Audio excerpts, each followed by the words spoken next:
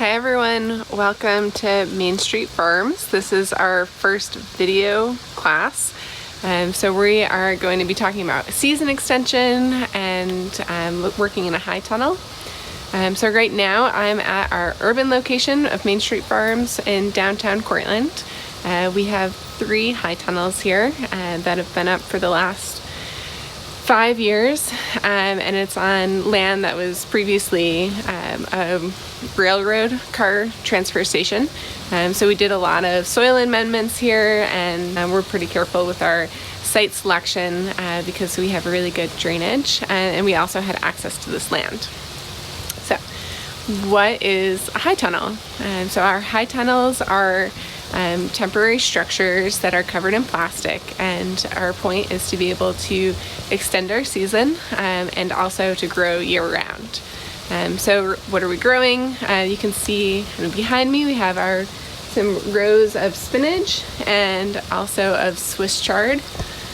So we're growing these greens in the winter when we're not able to grow much else. And we are also growing different plants here in the summertime. So we have our warm season and our cold season crops. Our warm season crops are hung on these strings that are attached to the framing above. And that is to be able to utilize all of the space and all of the time that we have available in our high tunnels, because our high tunnels are expensive to build and to maintain. So it's essentially valuable real estate, and we want to use that real estate as best we can. So for our winter greens, these get started in about October, and they're growing just as the cold is coming, and then their growth cycle slows during the winter months, and we're able to harvest them kind of throughout the season. And we sell them at farmers markets and through our CSA, so we're able to have the little extra time and utilize this space the best we can. So there's a few things that we want to make sure that we're thinking about when we're choosing a site for building a high tunnel. This land, it was available to us through a small business who just wanted someone to use the land, but when folks are siting their high tunnels on the farm, like we have at our main location at Main Street Farms, they're going to think about things like the weather, so not having really high winds that can blow your plastic off if you can, having access to water resources, so if you have a well and you want to have drip irrigation, and also to electricity, because you might want to use lights or use fans or potentially have electric roll-up sides. So those are some things that you want to think about, along with soil. So you want to choose soil that you would otherwise be farming on, something that is high quality and that won't require too many amendments if possible. And our location right here is, like I said, in an urban area, so you might hear some people and some dogs around me, or car traffic on the road. And some other things we want to think about is our access to light. So not having it be in too shady of a location, but potentially also supported by windbreaks to be able to ease the pressure on your high tunnel plastic. You might also want to consider things like your direction that you're placing your high tunnel. So most of our high tunnels all run east-west, so we're getting the most light that we can to help our plants. Things we want to consider when we're choosing which crops we're going to grow. One of the main things is how profitable is that crop, because this is a high expense structure to maintain and to build. So overall, one of the main crops that are grown in high tunnels in this area that are most profitable is tomatoes. There's a few reasons for this. One has to do with moisture. So when you're in high tunnel, you don't have to worry about water getting on the leaves if you are not doing any overhead watering. So all of that drip irrigation is really important to manage pest and disease. Tomatoes are pretty susceptible to diseases, and when we protect them from outside spores being blown into the greenhouse or the high tunnel, and then also on top of that managing the water and humidity, and the condensation coming from above, we're able to really cut down on the amount of diseases that tomatoes have. Also, for tomatoes, we want to be able to give them some structure to grow on.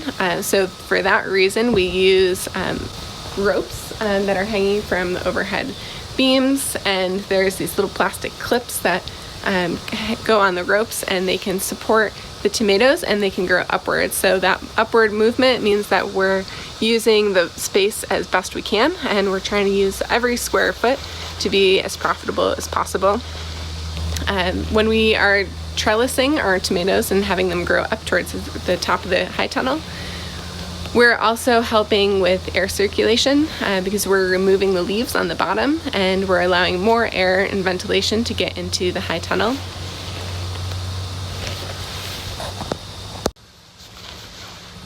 Good management is really important for high tunnels because the chances of pest and disease pressure are really high. So some of the ways that we manage pests in high tunnels is by managing our humidity, our temperature, and our ventilation. On high tunnels, I'm going to back up so you can see this. We have gables, and these can be opened up in the summertime. And we also have door structures on the front and in the back.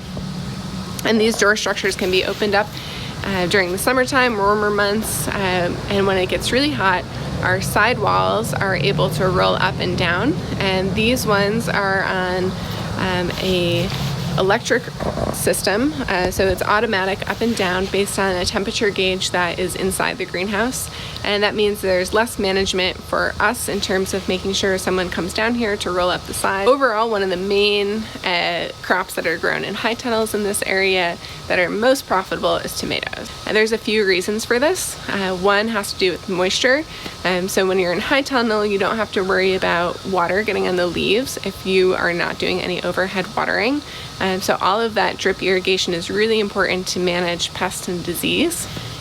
Tomatoes are pretty susceptible to diseases, and when we protect them from outside spores being blown into the greenhouse or the high tunnel, and then also on top of that managing the water and humidity and the condensation coming from above, we're able to really cut down on the amount of diseases that tomatoes have. Also, for tomatoes, we want to be able to give them some structure to grow on. So for that reason, we use ropes that are hanging from the overhead beams, and there's these little plastic clips that go on the ropes, and they can support the tomatoes and they can grow upwards. So that upward movement means that we're using the space as best we can, and we're trying to use every square foot to be as profitable as possible. When we are trellising our tomatoes and having them grow up towards the top of the high tunnel, we're also helping with air circulation because we're removing the leaves on the bottom and we're allowing more air and ventilation to get into the high tunnel.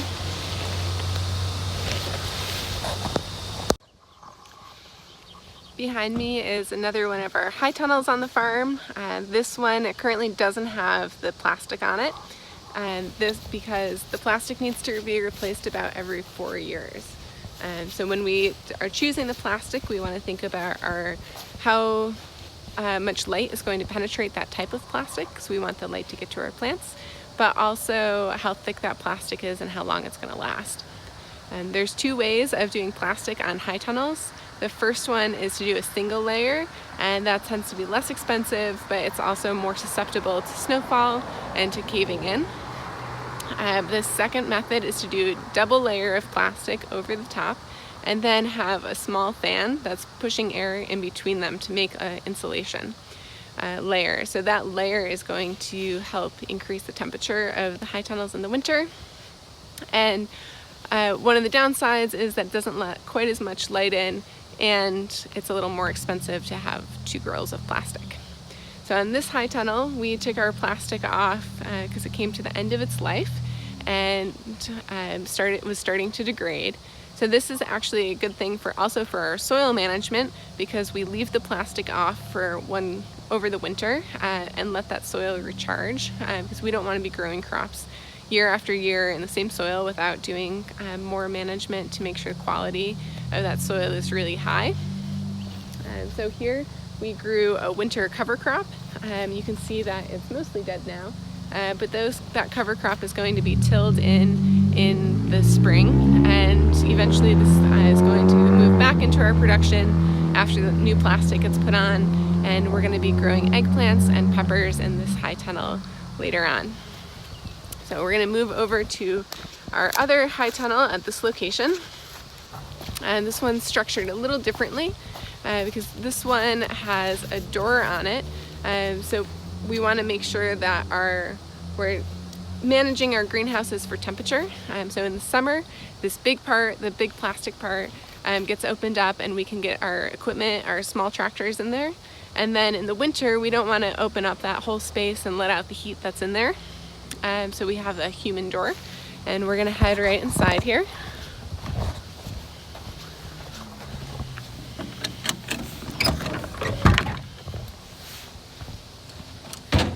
And here we have growing, we've got some kale that's looking like it's getting to be the end of its life, which makes sense because we're almost to spring. And we have some spinach here, some lettuce that's recently been harvested for our winter CSA, more spinach. This sells really well at the farmer's market, and we have some very bolted arugula over there.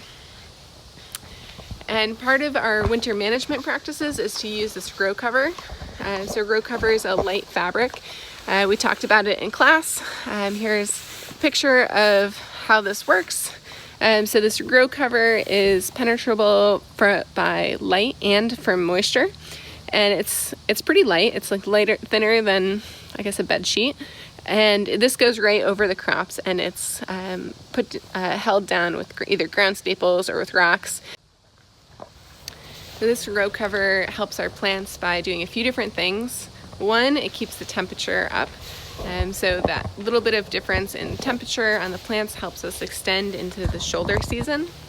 And that means we can grow earlier in the spring, but also later in the fall. It also helps with our pest management. So we're keeping pests out and insects out that would otherwise be munching on our plants. That's especially important outside in the field. Even though some larger animals like deer are going to step on it, but it's still worthwhile to use. And then also it keeps the weed pressure down, so it's preventing weed seeds from getting blown into that bed. This video that I'm taking today is filmed mostly on our urban farm location, which means that I have stopped it and started it to avoid the various car alarms, sirens, and people shouting on the street. So bear with me for this one. Our other recordings for class are going to be on a few other farms, as well as having one live Zoom call with Kate Downs from New York FarmNet. So that's going to be our only live class for the rest of the semester.